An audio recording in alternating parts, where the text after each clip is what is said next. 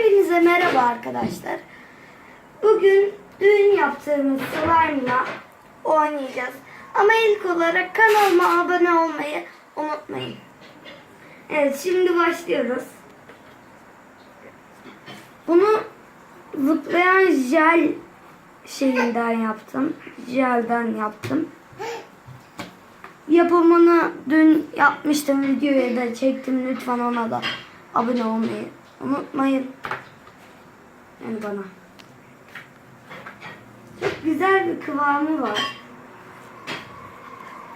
Bekleyince daha iyi oluyor arkadaşlar.